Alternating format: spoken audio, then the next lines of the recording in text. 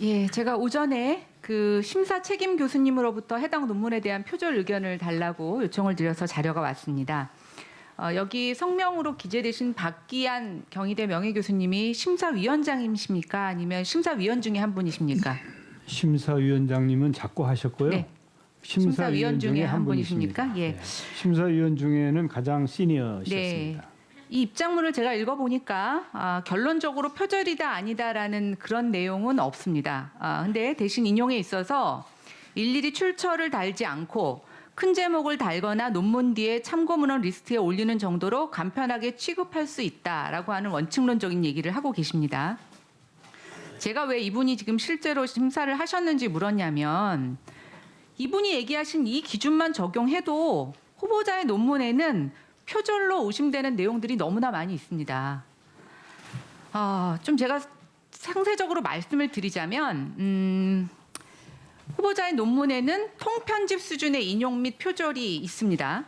좀 전문적인 용어지만 심지어 타 연구자의 논문, 뭐 그게 교과서라고 하더라도 교과서도 저자가 있습니다. 그것을 인용하거나 그 출처를 표기하지 않고 가져오면 그것은 표절입니다. 그런데 그뿐만이 아니고요. 도표의 경우에 1차 문헌으로 출처 표시를 했지만 정작 참고 문헌에는 해당 문헌이 들어있지 않은 경우도 있습니다. 이거 단순히 실수 아닙니다. 이런 걸 뭐라고 하냐면 2차 문헌 표절, 재인용 표절이라고 합니다. 그런데 이 의견을 주신 교수님은 도대체 뭐가 어떻게 표절이 되어 있는지, 인용이 되어 있는지 전혀 내용을 모르시는 것 같습니다. 그러고는 여기 뭐라고 의견을 주셨냐면 해당 교수가 아닌 사람이 지적하는 것은 사려 깊지 않은 행동이라는 의견을 주셨습니다. 지금 후보자가 일반인이고 제가 그런 일반인에게 있어서 논문 표절을 지적하는 자리가 아니지 않습니까? 이 자리는 대한민국 국무총리의 자질을 검증하는 인사청문회 자리입니다. 인사청문위원회 자격으로 의견을 여쭌 건데 어떻게 이런 의견을 주실 수가 있습니까? 일단 청문회에 보내는 공식 의견을 이런 식으로 보내셨다는 거에 대해서 저는 매우 부적절하다고 판단이 되고 심히 유감을 표합니다.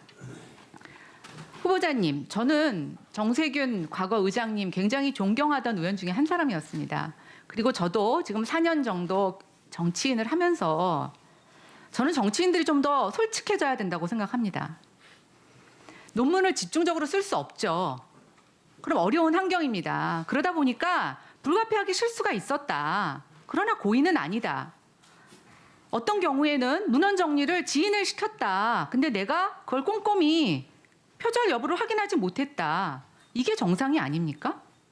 그런데 본인 흠집 잡히실까 봐 대한민국 표절의 기준을 지금 완전히 바꾸고 계십니다. 고무줄로 적용하고 계시고요.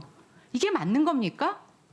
이게 우리가 해야 되는 새로운 정치 개혁이고 새로운 정치입니까? 저는 정말 이해가 되지 않습니다. 또 하나 제가 지금 이걸 쭉 박사학위 논문과 관련돼서 보면서 좀 의구점이 있어서 여쭙겠습니다. 박사학위를 받으신 시기를 제가 헤아려 보니까 재선 의원 당시시더라고요. 정확히 2000년 3월에 입학하셔서 2004년 2월에 졸업을 하셨습니다. 딱 16대 국회 임기하고 일치합니다. 당시 후보자는 전북이죠. 진안군, 그다음에 무주군, 장수군 국회의원, 지역 국회의원을 하셨습니다.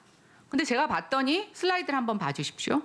동시에 국회 예산결산특별위원회 간사, 국회 공적자금 운용 실태 규명을 위한 국정조사특별위원회 위원장, 새천년 민주당 정책위 의장, 국회 정치개혁특별위원회 간사, 열린우리당 정책위 의장, 그다음에 박사학위를 받으셨던 2004년에는 열린우리당 원내대표를 역임하셨습니다. 제가 이걸 조금 전반기 후반기로 나눠서 정리를 해봤더니 16대 국회 전반기에는 상임위 2개, 특위 3개, 당직 2개를 맡으셨고 박사학위 논문을 쓰셨을 것이라고 생각되는 후반기에는 상임위 2개, 특위는 자그마치 5개, 당직은 4개나 맡고 계십니다. 이건 정말 개인적으로 좀 여쭤보는 건데요. 저는 초선이라 의정활동 4년 동안 너무나 바빠서 아무것도 못하고 정말 헉헉거렸는데 재선을 하게 되면 이렇게 여유가 생기는 겁니까, 의원님?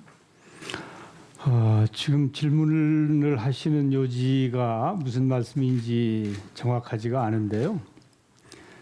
그럼 제가 논문을 안 썼다고 주장하시는 아니요. 겁니까? 그래서 제가 한번 다시 아니면 여쭤보겠습니다. 무슨 말씀을 하시는 겁니까? 예, 아니요. 그러니까 제가 여쭤보는 건데요. 아니 저도 좀 말씀 좀 할 수 있도록 해주시죠. 지금 벌써 5분이 지났지 아니 않습니까? 그러면 제가 처음에 여쭤보겠습니다. 제가 논문을 안 쓰셨다고 여쭤본 건 아닙니다. 근데 이렇게 바쁜 과정에서도 그렇게 공부를 하셨다는 이유는 아까도 얘기하셨지만 정치인이시고 그냥 공부를 하고 싶어서 하셨다고 하셨습니다. 그렇죠? 그렇습니다. 예. 그런데 이게 이렇게 가능합니까? 물리적으로? 가능합니다. 저는 어떻게 가능하죠? 중학교도 검정고시 출신이고요. 제가 미국에서 MBA를 했는데 그것도 직장에 다니면서 MBA를 했습니다. 그래서 물론 의정 활동 바쁘죠. 그렇지만은 최소한의 학업은 유지할 수 있습니다. 노력 여하에 따라서 정말 제가 피나는 노력을 했습니다. 그런데 벌써 시간이 4년 아닙니까? 아마 우리 김연아 의원님 같았으면은 1, 2년이면 땄지 않았겠습니까? 거기에다가 제가 처음에 말씀드렸지 않습니까? 학자들 수준의 논문과 비교하면 많이 수준에 못 미칠 거다. 그리고 2007년 이전에는 비교적 연구자들의 논문에 대한 이 잣대가 좀 여유가 있었기 때문에 그런 측면도 있었다. 그렇지만은 2007년에 강화된 이 기준에 맞춰 보면 부족함이 있을 수도 있다. 거기에 대해서 아니 근데 저는 그 부분을 잘못 말씀드렸거든요. 생각하고 계시는 겁니다. 거기다가 2007년 이전에도요. 남의 논문이나 남의 저자의 내용을 인용할 때 인용 표기를 하지 않는 것은 표절입니다. 그 참고 문헌에 그 제가 적었고요. 말씀드렸잖아요. 참고 문헌에 있는 것도 있고 어떤 것에서는 참고 문헌에 없는 것도 있습니다. 그러니까 제가 말씀드리지 않습니까? 바쁜 와중에 논문을 쓰시다 보면 실수할 수 있습니다. 그렇지 않습니까?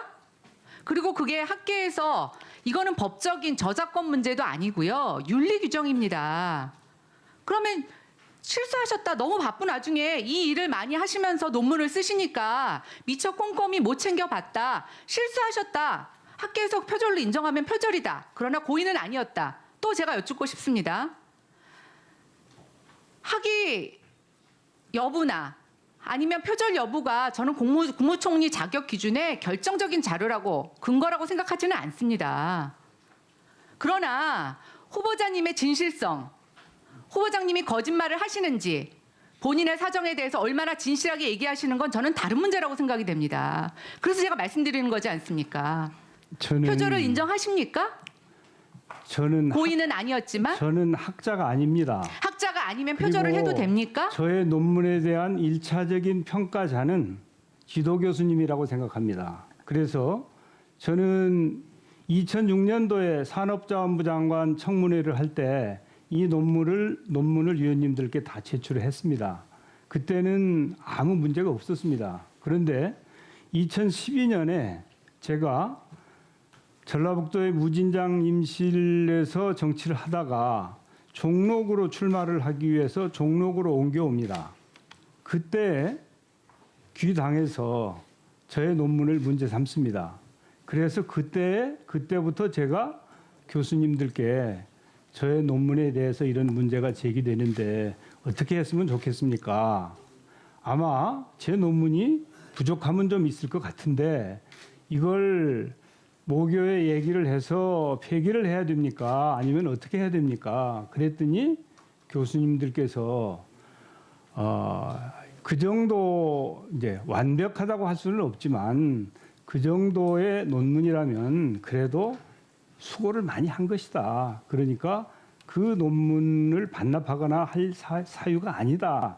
이렇게 말씀을 하셨기 때문에 제가 그 입장을 견지해 온 겁니다.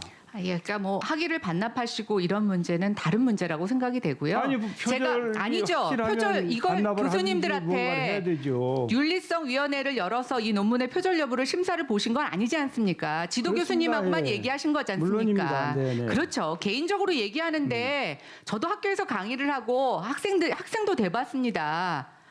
특별한 문제가 없다라고 하면 굳이 논문을 쓴 사람을 학위를 취소할 이유는 없습니다. 그런데 보십시오, 의장님. 많은 사람들이 이것 때문에 낙마를 하기도 합니다. 근데 저는 이걸 갖고 후보자님을 낙마를 시키겠다는 게 아니라 후보자님 진실한 의원으로, 진실한 정치인으로 진심 있게 정치하시는 분으로 모든 여당 의원들이 칭찬하고 있지 않습니까? 저는 이 표절을 인정해 달라고 말씀드리는 겁니다. 대신 고의는 아니었죠. 너무 바쁘신 와중에 일일이 챙기지 못한 거죠. 의원님, 저 같은 정치인이 논문을 쓰면서 다른 분의 논문을 참조하고 경우에 따라서 인용도 하고 그런데 그 인용 표기가 부실할 수도 있죠. 그런 수준에 대해서는 제가 이런 문제가 있을 수 있다라고 유감이다라고 말씀을 했지 않습니까? 그러나 저는 학자도 아니고 제가 연구진실성위원회 위원도 아니고 이걸 표절이다 아니다 단정할 수 있는 형편도 아니고 그렇기 때문에 저에게 이게 표절이다라고 인정해라라고 강요하시는 것은 적절치 않다고 생각합니다. 문재인 정부 들어서 인사검증 원칙에 배제 원칙에 보면 논문 표절이라고 해서 판명되거나 처벌을 받은 사람만 그렇게 하도록 되어 있습니다. 문재인 정권의 배제 원칙에는 후보자가 해당되시지 않습니다. 근데 그렇다고 해서 후보자 논문에 지금 제기되고 있는 표절이 아닌 것은 아닙니다. 국민의 배제 원칙은 아니라고 생각이 됩니다. 그리고 저는 이제 국회의원들이 높은 지위에도 만족하지 않고 학위 논문까지 정말 그런 자기의 가방끈을 늘리는 거에 있어서 이렇게 느슨한 학위 논문 적용을 한 것을 당연스럽게 넘어가는 일은 이제 그만두어야 된다고 생각됩니다. 그런 측면에서 저는 후보자께서 바쁘신 와중에 논문을 쓴 것에서 꼼꼼히 못 챙긴 부분에 대해서는 인정하셨다고 판단을 하겠습니다. 저도 그 정치인들이 논문을 학위를 가능하면 받지 않는 게 좋겠다 그런 생각을 하고 있어요. 그렇지만은 정치인들 공부해야 됩니다. 공부를. 그래서 목적이 학위를 받는 게 아니고 공부를 하고 싶은 사람은 공부를 할 수 있어야 되고 또 권장되어야 된다고 생각합니다. 그런 차원에서 제가 정치인들에게 한 말씀 드린다면 석사든 박사 과정이든 학위 과정을 열심히 해라. 그런데 논문은 제출하지 말고 수료만 하는 게 좋겠다라고 권유를 하고 싶은 것이 저의 솔직한 심정입니다. 수고하셨습니다. 다음은 윤소하 위원님이십니다. 네, 정의당 윤소하입니다. 후보자님 특히 경제 문제에서는 원론적인 측면에서부터 실물 경제까지 같은 이제 소부장 산업에 대한 책임 있는 역할 이런 것들 충분히 존중하고 또 그런 경륜이 올바로 국민 경제에 보탬이 되고 또 국민의 삶의 질을 높이는데 잘 투여됐으면 좋겠다는 바람을 갖고 있습니다. 그럼에도 불구하고 아까 이어서 하겠는데요. 저는 과연 후보자님의 개인적인 문제인가, 이 현 정부의 문제인가 심각한 문제 의식을 느낍니다. 좋습니다. 투자 촉진 3대 프로젝트라고 해서 100조 원 이야기했어요.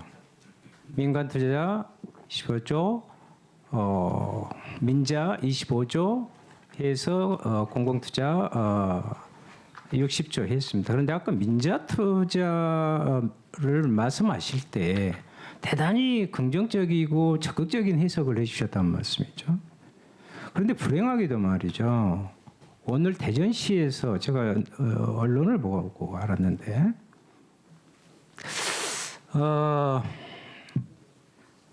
공익 감사 청구를 시민 단체들이 했어요.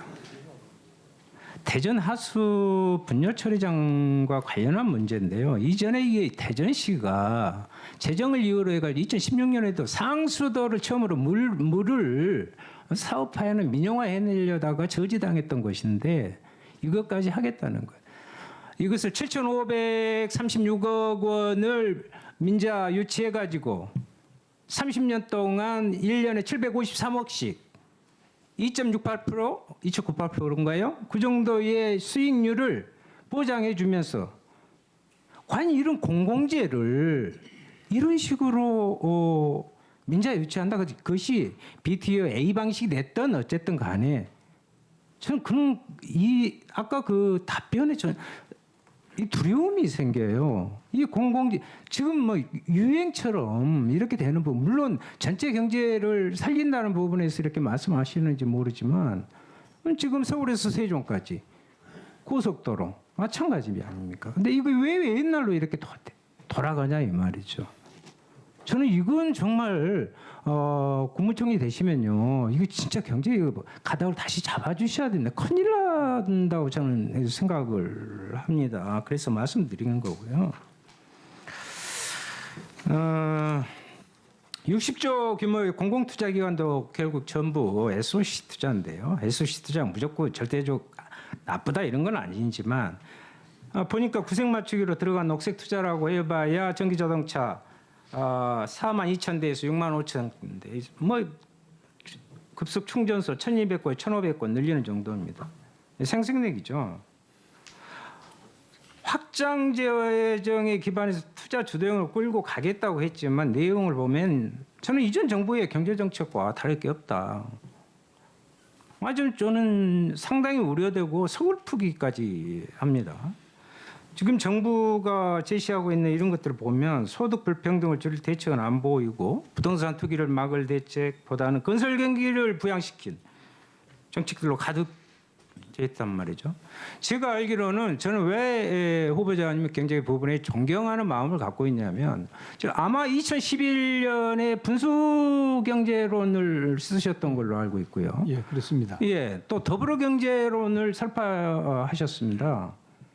결국 성장과 분배라는 양축의 부분들로 인해서 그러한 것들이 돼야 되고 단순히 원내대표 대표만이 중요한 게 아니라 경제민주화 본부장까지도 그만큼 경제민주화에 대한 경제적인 정책의 관점 자체가 철학의 자체가 남달랐다고 저는 그렇게 지금껏 봐왔습니다. 그런데 지금 문재인 정부에서 이번에 발표한 내용에 보면 이거에 상당히 심각한 저는 문제의식을 지금 느끼고 있단 말이죠. 거기 그 부분은 어떻게 생각하십니까? 그 위원님께서 지적해 주신 민자 문제에 대해서 사실은 IMF 회원이기 때 재정 상태가 아주 어려웠습니다. 그래서 경제는 이렇게 해야 되겠고 재정은 없고 해서 민자 유치를 굉장히 많이 했습니다. 그런데 경우에 따라서는 그게 잘못되어서 국부가 유출되거나 국민 세금이 허투루 쓰인 적도 있었습니다. 그것은 어쩔 수 없는 IMF 위기 상황의 조치였다고 생각하더라도 참으로 가슴 아픈 일이죠. 그래서 민자 유치는 이제 시대 상황에 따라서 그때 재정 상태나 경제 상황에 따라서 필요하다고 생각합니다. 그렇지만 그런 IMF 외환위기 때 잘못된 유치로 인해서 국부가 유출되고 국민 부담이 늘어난 그런 일이 재발되지 않도록 철저하게 관리하는 노력은 절대 필요하다 이렇게 생각하고 있고요. 지금 문재인 정부는 그 포용적 성장이라고 하는 그런 그 화두를 가지고 특히 이제 그 오늘 문재인 대통령의 연두 말씀도 들어보면 이제 복지도 포용적인 복지, 또 경제도 포용적인 성장, 혁신, 혁신을 가장 강조하시긴 했습니다마는 이런 부분들에 대해서 확고한 철학을 가지고 변함없이 그 국정 방향을 유지하겠다고 하는 그런 입장인 것으로 제가 알고 있고 또 저도 또 그렇게 해야 된다고 생각을 합니다. 그래서 경제 민주화라고 하는 그 가치는 절대 버릴 수 없는 것이고 그것을 토대로 해서 그렇지만은 경제가 활성화되지 않고는 분배도 할 수 없고 또 미래로 나아갈 수도 없기 때문에 이런 경제가 경제를 활성화하는 데 필요한 여러 가지 방법론들에 대해서는 좀 더 유연하게 특히 기업이 활발하게 투자를 하고 기업 활동에 나설 수 있도록 분위기를 만드는 노력이 절대 필요하다 이렇게 생각합니다. 저는 이제 그 부분까지 부정하고 싶지는 않습니다만 아까 이제 말씀하실 때 이렇게도 말씀하시면 깜짝 놀랐어요. 마음껏 기업이 투자할 수 있도록 좋습니다. 기업 투자 활성화해야죠. 사후 규제 부분으로 완전히 돌려야 된다. 저는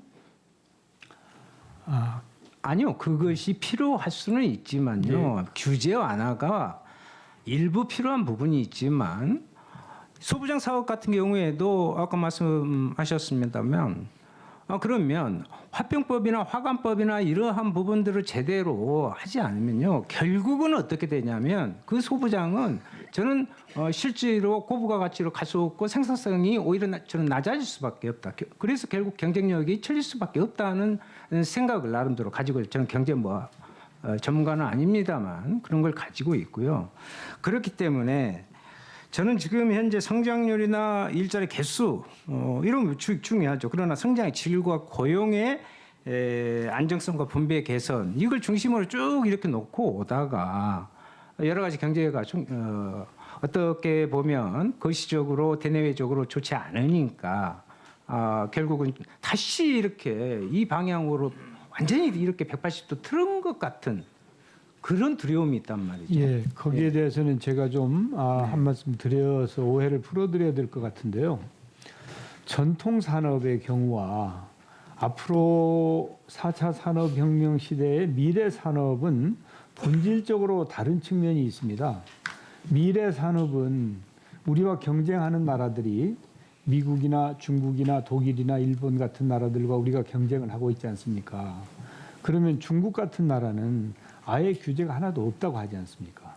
그런데 우리도 경쟁국들과 비슷한 수준의 규제로 가야지 우리는 발을 묶고 뛰고 경쟁국들은 그냥 자유롭게 뛰는 그러면은 유효한 경쟁이 되질 않습니다. 그런데 4차 산업혁명 시대는 한 번 나고 하면 뒤지면 따라갈 수가 없습니다. 예, 그 전까지도 말씀드리고 싶습니다. 제 우려를 4차 산업이 저는 만병통치약이고 모든 것의 해결이라고 저는 그렇게 보지 않습니다. 그것은 미래를 향한 우리의 잠재 경제력을 현실화시키고 미래 가치로 변화를 시켜가는 과정이라고 보는데요. 그러면 4차 산업할 때 바이오 관련 산업을 대단히 중요하게 또 한 축으로 여기잖아요. 미래 산업인데 여기에서는 특히나 이 부분은요.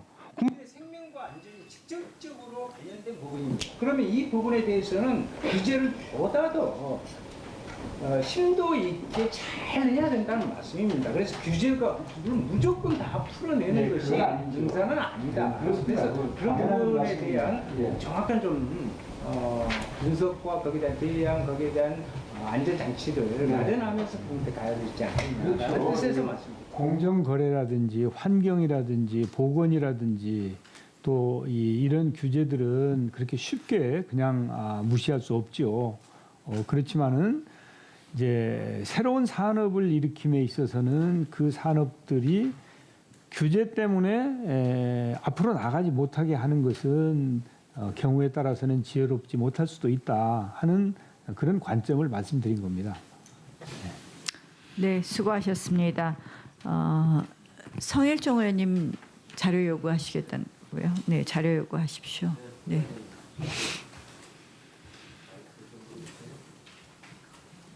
네, 자료 제출을 요구한 게 있습니다. 이거는 여러 가지 수입과 지출적인 측면에서 한번 맞춰볼 필요가 있고 아마 오늘 검증하는데 굉장히 중요한 자료라고 생각을 합니다. 그렇게 어렵지 않고요.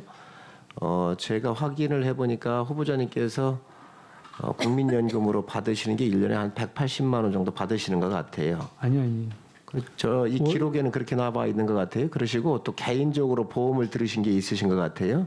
이제 그거 포함을 하면 좀 더 늘 것 같은데 그리고 보훈처에서 받으시는 사모님의 독립유공자 후손에 대한 그 부분이 있는데 그거를 좀 주시면 저희가 정리하기가 좋을 것 같습니다. 그래서 시간이 좀 지났는데 우리 김영호 의원님 질의하는 동안에 주시면 제가 맞춰보겠습니다. 예. 네. 지금 오전에 자료 요구가 많이 있었습니다. 성실하게 제출해 주실 것을 말씀드립니다. 자, 다음은 김영호 의원님 질의해 주십시오. 네, 오늘 오전에 이어서 오후에도 우리 후보님의 박사 논문에 대한 문제 제기가 있었습니다. 제가 그냥 간단하게 몇 가지 좀 확인 좀 해보겠습니다. 논문의 출처는 밝히신 거죠? 2004년도 경희대 박사 논문이요? 예, 그렇습니다. 예, 밝히신 예. 거죠. 그리고 2004년 논문 심사 책임자인 경희대 박기한 교수께서는 이런 문제 제기에 대해서 정당한 심사 절차와 형식을 갖춰서 통과시켰다. 인용한 논문의 출처를 이미 밝혔고 출처를 밝힌 범위까지도 심사를 거친 만큼 표절이라는 주장은 가당치 않다. 이렇게 단정지어서 말씀을 하셨어요. 네. 그런데 이제 그 야당 의원의 문제 제기는 이 논문이 2007년도에 강화된 논문 기준으로 볼 때는 약간의 문제가 있어 보인다. 또 후보님도 그 부분에 대해서는 동의하시는 거죠? 예, 그렇습니다. 예. 네. 근데 뭐가 문제죠? 그거 한번 좀 소명하실 거 있으면 한번 해보시죠. 저는 박사학위를 안 받아서 그런지 전혀 뭐 좀 이해가 안 됩니다.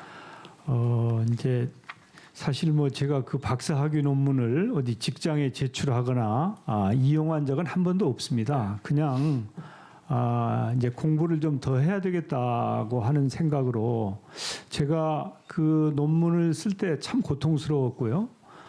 논문 제출 시험을 보는데 고3보다 더 노력을 해야 그 시험을 통과할 수 있더라고요. 그래야 가능하죠. 네. 그래서 저로서는 사실은 이제 일하면서 어렵게 논문을 썼는데 거기에 대해서 2006년도 산업자원부 장관 청문회 때는 전체 의원님들한테 다 그 논문을 배포를 했는데 그냥 별 말씀이 없으셨어요. 그런데 2012년에 제가 종로구에 새로 출마를 하니까 그 당시 반대 정당에서 문제 제기를 해서 문제가 된 것이거든요. 네.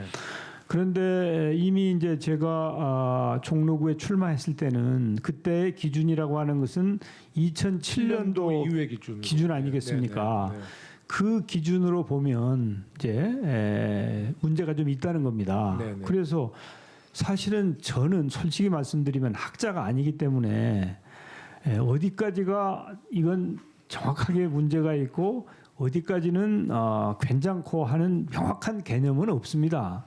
그렇지만은 제 나름대로는 열심히 노력해서 논문을 쓴 것이기 때문에 저는 이제 이게 표절이다 그래가지고 이 도덕성을 얘기하고 한다고 그러면 저로서는 참 이 감당하기 어려운 이제 그런 상황이죠. 그러니까 이제 2004년도 작성했을 때 기준으로 보면 표절은 아닌 거죠. 그러니까 만약에 야당 의원이 논문의 수준에 대해서 평가를 했다면 저도 뭐 그 부분에 대해서 한번 논문을 확인해보고 평가할 수 있습니다만은 표절이라는 그 잣대를 놓고 볼 때는 2004년도 작성했을 때 기준으로 보면 표절은 아니다. 이미 심사하셨던 책임자 지도 교수께서도 그렇게 인정해 주셨으니까 학계에서도 그 동의해 주신 거죠. 표절이 아니라는 것을. 그러니까 네. 저희 지도 교수님께서는 그렇게 판정을 해주셨는데 네. 그 논문에 대해서 표절이냐 아니냐는 사실은 또 이 모교의 그 위원회에서 심사를 해봐야 되는 것이거든요. 그런데 지도 교수님께서 괜찮다 그냥 둬라 그랬기 때문에 그런 심사를 요청하지도 않았고 그 다음에 사실은 제가 박사 학위를 가지고 있다고 하는 것은 저밖에 모릅니다. 여러분들도 아마 그걸 모르시는 분이 많으실 겁니다. 그렇기 때문에 제가 그 박사를 가지고 무슨 이득을 챙겼다든지 그런 것이 없어서 저로서는 좀 이 문제가 과도하게 논의되는 것에 대해서는 상당히 마음이 아픈 그런 상황입니다. 네, 뭐 이 장면을 지켜보신 국민들께서도 이제 많이 이해하실 것 같습니다. 네, 이제 다른 질문하겠습니다. 우리 국무총리의 그 대한민국 헌법에 우리 국무총리에 대해서 명시된 거는요. 대통령을 보좌하고 대통령의 명을 받아 행정각부를 통할한다고 이렇게 되어 있습니다. 그러니까 이제 좀 어떻게 행정각부를 통할해야 할 것인지 구체적인 권한과 방식이 없다 보니까 역대 총리들을 보게 되면 평가가 굉장히 달라요. 어떤 총리는 대통령과의 신뢰관계를 통해서 총리를 수행하고 또 어떤 총리는 본인만의 갖고 있는 전문성과 강인한 역할 의식으로 총리의 역할을 잘 수행하는 경우도 있었단 말이죠. 우리 후보님께서는 평소 바람직한 총리로 생각하면 이게 좀 총리의 모델이 있습니까? 아, 이 총리는 참 인상적이었다. 배우고 싶다. 뭐 계셨어요? 근데 이제 제가 당에서 네. 책임을 맡고 있을 때 같이 일을 했던 분들이 계시죠. 무슨 고건 총리님이라든지 김종필 총리님이라든지 뭐 이런 분들이 계신데 이제 여러분들이 각각 장점과 약점이 있으시다고 그렇죠. 생각해요. 네. 그래서 딱 누구다라고 말씀드리기는 쉽지 않지만 여러 총리들께서 가지고 계신 장점을 어떻게든지 잘 취해서 이 좀 명총리가 되었으면 하는 희망을 가지고 있는데 네. 저 같은 경우에는 일로 네. 승부를 하고 싶다. 그래서 무언가 이제 성과를 남기는 총리. 네. 그래서 제가 모두 발언에서 이제 협치내각도 말씀드렸고요. 또 모교 대화도 말씀을 드렸잖아요. 네. 사실은 이제 스웨덴에서 했던 모교 대화를 벤치마킹 해가지고 그런 것을 실천하려면 굉장히 손이 많이 갑니다. 계속 거기에 이 관심도 가져야 되고 또 준비하는 사람들도 노력을 해야 되고 그 많은 성의가 있어야 되는 것이거든요. 그런데 저는 열과 성의를 다해서 정말 이 시대에 총리가 해야 될 일을 제대로 감당하고 싶다 네. 하는 그런 그 욕심을 가지고 있습니다. 네. 뭐 워낙 부지런하시니까 잘하실 거라고 믿고요. 본 의원은 과거에 존재감을 드러냈던 몇몇 총리가 떠오르는데요. 노무현 정부에서 대통령과 총리의 역할 분담을 아주 잘했던 이해찬 총리, 또 이명박 정부에서도 존재감을 드러냈던 한승수 총리, 또 우리 문재인 정부에서 여야 모두로부터 호평을 받고 있는 현재 이낙연 총리가 이렇게 좋은 인상이 있는데요. 이 세 분들의 공통점을 아시나요? 이 세 분들은 모두 국회의원을 역임한 사람들입니다. 이해찬 총리는 4선 의원이었고요. 한승수 총리와 이낙연 총리는 역시 3선이었고 두 번째 공통점은 세 분 모두 다 고위 관료를 역임한 분들입니다. 이해찬 총리는 교육부 장관, 한승수 총리는 외교부 및 상공부 장관, 이낙연 총리는 이제 전남 도지사를 역임했었잖아요. 후보님께서도 다선의 국회의원 또 장관을 역임하셨기 때문에 만약에 이제 총리에 취임을 하시게 된다면 그 어느 역대 총리보다도 역할을 잘 해주실 거라고 믿어 의심치 않는데요. 후보님께서 입법부와 행정부의 경험이 총리직에 수행할 때 도움이 된다고 보시는 거죠? 그러니까 당연히 그렇습니다. 예, 이제 어떤 부분에서 가장 도움이 될 거라고 간단하게 좀 말씀해 주시죠. 예, 우선 그 행정부 경험이 있지 않습니까? 제가 네. 이제 소위 말하는 공직 사회를 이해할 수 있고 네. 대화가 소통이 된다는 것이죠. 제가 장관을 해봤기 때문에 그리고 정부의 일이라는 게 국회와 협력하지 않으면 그리고 국회에서 도와주지 않으면 아무 일도 앞으로 나갈 수 없는 거 아닙니까? 네. 그렇기 때문에 국회와 소통할 수 있는 인적 네트워크를 가지고 있다든지 또 국회가 어떻게 작동하는지 그 메커니즘을 이해한다든지 이런 것들은 당연히 총리직을 수행하는데 매우 유익한 자산이다 저는 이렇게 보고 있는 것이죠. 네. 박근혜 정부에서는 총리가 두 분 있었어요. 네, 잘 아시겠지만 정홍원 총리, 황교안 총리입니다. 이 두 분의 공통점 알고 계시나요? 법조인들이죠. 예, 검사입니다. 네, 두 분 다 검사인데 이 검사 총리는 아마 50년대인가 60년대 한 분의 그 검사 출신의 총리였나요? 뭐 총리 대행이 한 분 계셨고 약 50년 만에 처음으로 그것도 연달아 두 번의 총리를 검사 출신으로 이제 박근혜 전 대통령이 임명했는데요. 저는 박근혜 정부의 실패 원인 중에서 그 하나를 평생 검사 일을 걷던 총리를 국무총리로 연달아 임명했던 것이 그 정부의 실패 아주 주요 원인이라고 봅니다. 돌이켜 보면 제가 초선 의원으로서 대정부 질문 두 번 했거든요. 당시 황교안 총리가 저희 대정부 질문의 총리였는데요. 굉장히 권위적인 인상을 지울 수가 없었고요.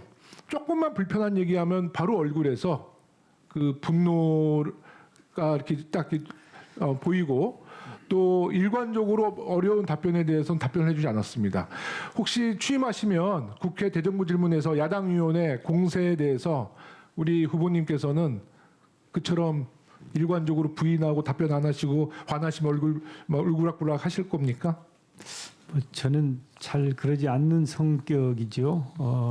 뭐 사람이니까 장담할 수는 없지만 원래 의회가 행정부에 대해서 견제하고 감시하는 거 아닙니까? 그렇기 때문에 의원님들께서 자신의 이 소신대로 말씀을 하실 수 있다고 생각하고요. 거기에 대해서 순응하고 적절하게 답변하는 노력을 하는 것이 그게 행정부의 바른 태도다 이렇게 생각하고 있습니다. 예, 김영호 의원님 수고하셨습니다. 다음에는 존경하는 성일종 의원님 질의 순서인데 의사진행 발언 요청을 하셨습니다. 예. 잠깐 넣어주시죠. 의사진행 발언 잠깐 하겠습니다. 방금 전에 우리 존경하는 김영호 의원님께서 우리 후보자님한테 질문을 하시면서 황교안 대표께서 국무총리로 계실 때 와서 질의를 하니까 참 대답할 때 분노를 이렇게 보았다 이런 말씀을 하셨습니다. 의원의 의견에 대해서 일일이 다뤄서는 안 된다고 생각하지만 상대 당의 대표입니다. 그래서 이 예의는 좀 지켜주십사. 분노를 글쎄 봤으면 국민들이 가만히 있었을까요? 또 이거는 주관적 판단인데 마치 우리 후보자님의 이 청문회 과정을 통해서 야당 대표가 총리할 때 분노를 보였다라고 얘기를 하면 뭐라 할까 하는 생각이 듭니다. 그래서 이 부분은 좀 적절하지 않다는 말씀 제가 드립니다. 예. 질의 잠깐만. 잠시만요. 저를 언급하셨으니까. 예, 잠시만. 예. 네. 네. 아 잠깐만 의사진행 발언하시는 거예요? 네네네. 예. 뭐 저를 언급을 하셨으니까 저도 그 정도 하시죠. 아니면 전뭐 우선 제가 위원장 대행을 맡고 있기 때문에 저한테 하는 의사진행 발언으로 좀 해주세요. 예. 예, 우리 존경하는 성일종 의원님 말씀, 저는 뭐 야당 의원님들을 자극시킬 생각은 전혀 없고요. 당시에 이제 몇 차례 뭐 이미 TV에서도 나왔고 유튜브에서도 정말 지금 바로 확인할 수 있습니다. 그 당시에 총리의 태도에 대해서는요. 그래서 국민 여러분들께서 지금 저와 성일종 의원님의 말씀이 궁금하시다면 바로 유튜브로 확인해 주시기 바라겠습니다. 이상입니다. 예. 예. 주 의원님 의사진행 발언. 제가 오전에 시작할 때 자료 17가지 어디에 있고 하는 걸 다 지적해서 드렸습니다만 아직 제출됐다는 이야기를 못 들었습니다. 그것을 후보자가 찾아서 제출하는 것이 아니라 동의만 하면 국세청이든 감정원이든 다 있는 겁니다. 한번 확인해 주시고 독촉해 주십시오. 예. 오전에 주 의원님께서 요청하신 자료 뒤에 배석하신 우리 총리실 관계자께서 좀 챙기셔가지고 빠른 시간 내에 제출될 수 있도록 협조 부탁드립니다. 자, 그럼 우리 존경하는 성일종 의원님 질의해 주시기 바랍니다. 네, 후보자님 국회의장님을 역임하셨잖아요. 예. 그때 의장의 특활비가 이렇게 있었어요. 네. 그런데 이렇게 보면 특히 의장으로 계실 때 기부금 금액이 많이 늘어났거든요. 혹시 이 의장 특활비에서 이 지불을 하셨습니까? 아니면 개인 돈으로 지불을 하셨습니까? 아마 그 기부금 5천만 원이 있어서 그럴 겁니다. 거기 보시면 제가 국민 시대에 기부금을 5천만 원을 낸 게 있습니다. 그래서 그렇게 많아 보일 텐데 그 돈은 제 개인 통장에서 나갔습니다. 예. 오전에 이어서 계속 질의를 좀 하도록 하겠습니다. 좀 띄워주시죠. 이 부분은 굉장히 중요한 부분이라고 생각을 해요. 그래서 지금 오전에도 이어서 제가 보충 질의도 계속 할 텐데 14년도에 후보자님께서 수입보다 지출이 훨씬 많으세요. 그래서 그리고 2015년도에도 9,900의 수입에 지출이 8,600이라고 하는 금액을 훨씬 더 오버해서 한다는 거죠. 이게 훨씬 더 많이 지출을 하고 있고요. 또 16년에 와서도 역시 8천만 원 정도의 3천만 원 정도가 지출이 더 많습니다. 그러면 이게 다 모았었을 때에 지금 약 한 2억 원 정도가 훨씬 더 지출을 많이 하세요. 수입보다. 그렇죠? 네. 그러니까 이게 그러면 이 돈이 어디에서 났는가? 오전에 말씀을 드릴 때 이제 자녀분들 두 분을 이렇게 결혼식을 할 때 축의금 이야기를 하셨거든요. 그렇습니다. 근데 이 추구김이라고 하는 것도 제가 봤을 때는 설득력이 과연 있을까 하는 생각이 좀 들고요. 또 두 번째, 여기에는 생활비라든가 이런 것들이 전혀 안 들어갔습니다. 그리고 또 수입과 지출에 대한 이 항목 말고 재산을 증가한 내역을 쭉 봐보면 재산 증가율이 재산 증가한 금액이 굉장히 많습니다. 지금 현재 14년도에도 3,300만 원이 증가를 했고요. 그리고 또 5,400만 원이 16년도에 증가를 했고 17년도에는 1억 4천이 증가를 했고 또 18년도에도 8,100만 원이 이게 증가를 했습니다. 증가 항목 요소가 없거든요, 이게. 그리고 그런 거를 봐보면 또 이 기간이 5년인데 그 축의금이 들어왔다 손 치더라도 그걸 뭐 집에 놓고 쓰시겠습니까? 그래서 이 부분에 대한 것들은 분명히 해명을 해 주셔야 된다. 그래야 그래서 뭐 저는 충분히 시간을 드릴 겁니다. 그래서 후보자님 이 부분에 대해서 충분히 설명을 좀 해주시기 바랍니다. 예.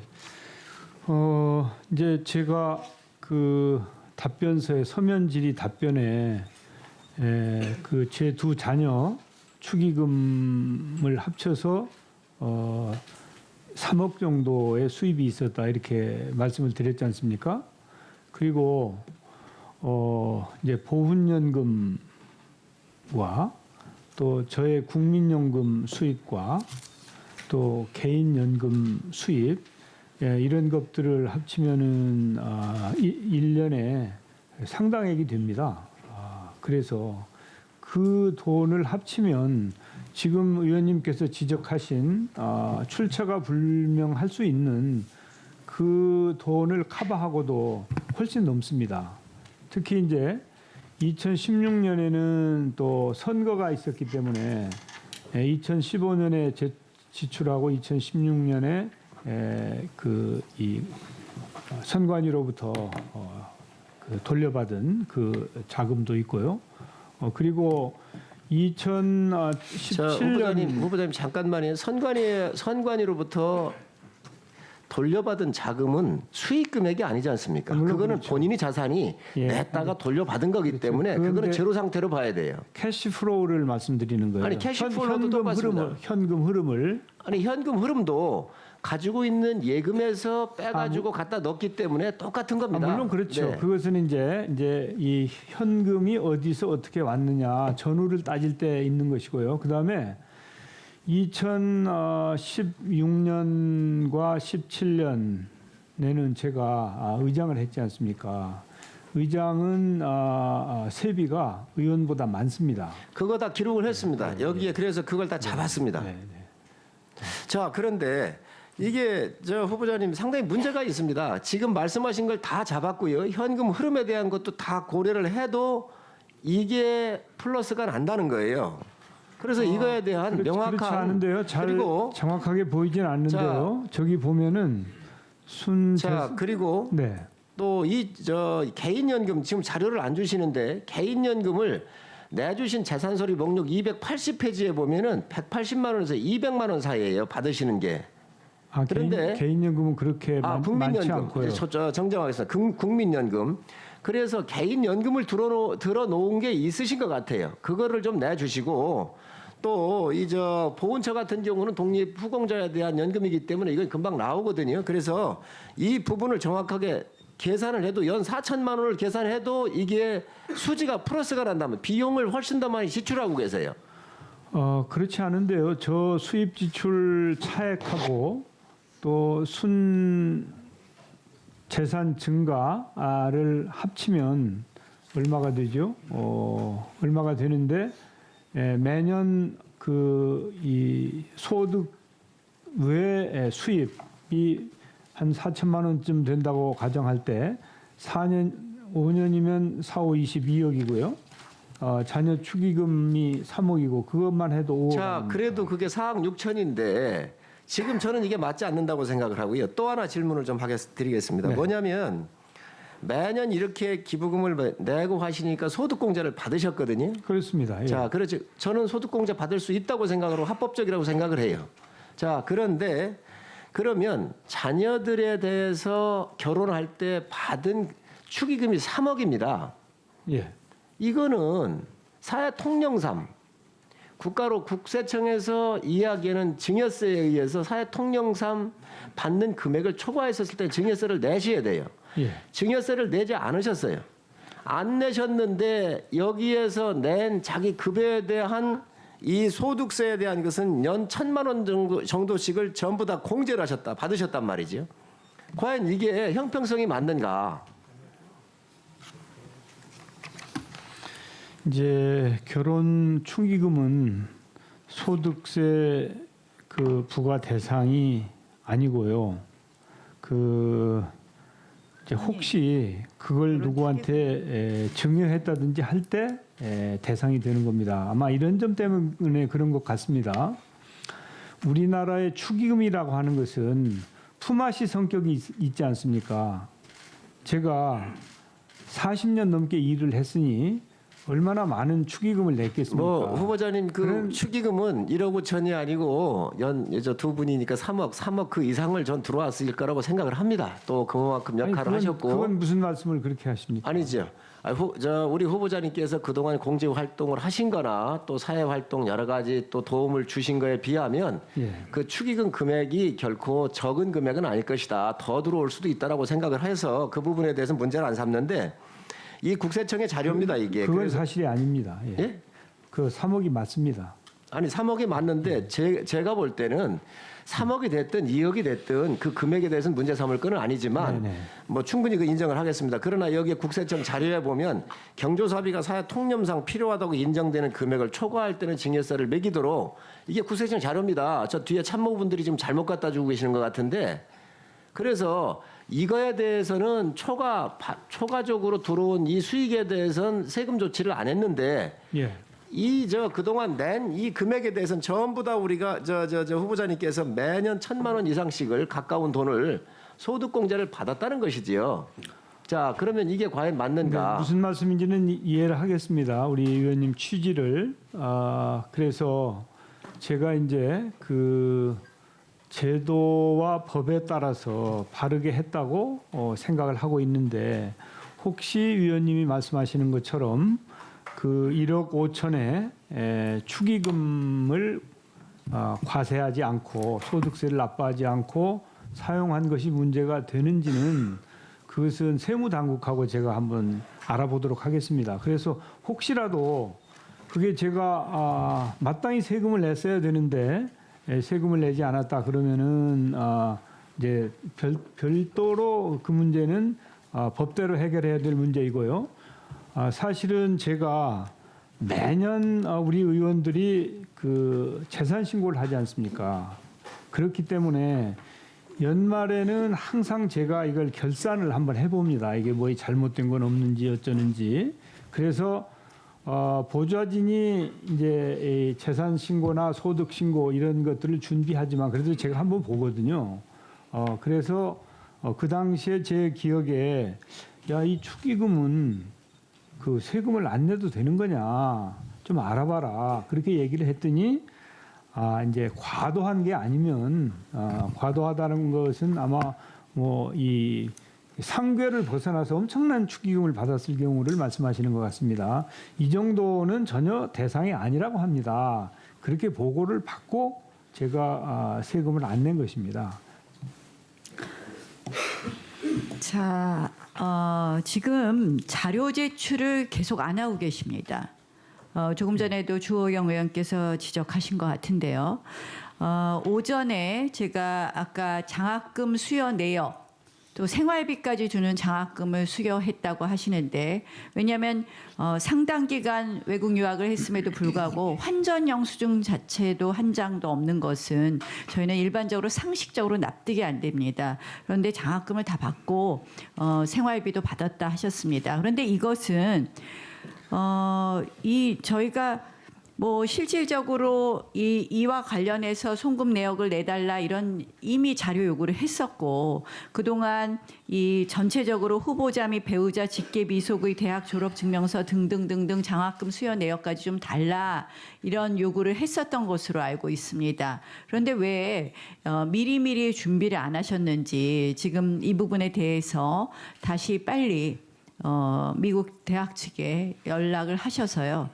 내일까지입니다. 이 부분 자료 주십사 하는 말씀을 드립니다. 왜냐하면 충분히 우리가 이 부분에 대해서 의문이 든다 해서 했음에도 불구하고 장학금을 받았다라는 말씀만 하시고 자료를 준비하시지 않았다는 것은 청문회를 준비하시는 부분에 문제가 있다라는 부분을 지적합니다. 왜 우리가 가장 부실한 청문회다, 자료 제출이 가장 부실하다라고 말씀을 드리냐면 아까 제가 오전에 우리가 이미 통계를 뽑아봤습니다. 아까 가장 부실하게 52.2%밖에 제출하시지 않았다. 이낙연 총리 후보자가 그동안 제일 많이 제출하셨더라고요. 85.8%. 황교안 그 당시 총리 후보자가 78.7%, 이완구 후보자가 53.9%, 정호원 후보자가 65.7%를 제출했는데요. 이번에는 국무총리실에서 어떤 식으로 해놨느냐면 답변이 부실한 경우 뭐 미제출 사유서만 제출하면 이걸 다 제출로 또 분류까지 했어요. 그리고 전부 다 개인정보 제공 동의가 를 안 해놓으셨더라고요. 저희가 이렇게 기관에 따라서 이렇게 분류를 해보니까 경찰청도 개인정보 제공 동의가 없음, 관세청도 개인정보 동의서 부동의, 그리고 국민권익위도 개인정보 제공 부동의, 국세청, 국토교통부 전부 다 기관마다 부동의를 하셨더라고요. 그래서 이 부분은 아예 애당초부터 그렇게 뭐 부동의를 다 해야 될 이유는 없는 것 같은데. 근데 전부 부동의를 하셨습니다. 지금 저희가 지금 왜 저 자료가 안 왔나 하고 저희가 지금 쭉 분류를 해보니까 모든 기관에 거의 다 부동의를 하셨어요. 경찰청, 관세청, 국민권익위, 국세청, 국토교통부, 대한적십자사, 마포구청, 문화체육관광부, 서울시청, 지금 이렇게 제가 얼핏 본 것만 해도 그렇습니다. 경찰청 범칙금 낸 거 나와 있던데요, 여기. 여기 개인정보 제공 동의 없음에 후보자, 배우자 직계 준비 속의 교통사고 현황 및 합의 내역. 나와 있고 제가 말씀드릴게요. 후보자, 배우자 직계 준비 속의 교통사고 후 미신고 사례 이런 부분에 대해서 전혀 내지 않았습니다. 이거는 무슨 말씀이십니까? 이거는 자료 요구는 위원장이 당연히 의원님들을 대신해서 하는 겁니다. 자료 제출에 대해서 위원장의 위원장의 회의 진행 범위 냅니다. 구체적으로 지금 적시해서 말씀을 드리잖아요. 그래서 개인정보 제공 동의가 없다고 해서 다 자료가 안 나왔습니다. 그래서 이 부분은 확인하시고 후보자께서 개인정보 제공 동의를 해주셔서 오늘 안으로 자료가 올 수 있도록 좀 해주시고 아까 장학금 부분도 정리해 주실 것을 말씀드립니다. 위원장님, 네. 아시다시피 지금 저희 아이가 미시간에서 공부를 했는데 그 미국의 대학의 제도를 잘 아시잖아요. 지금 연락해가지고 그게 되겠습니까?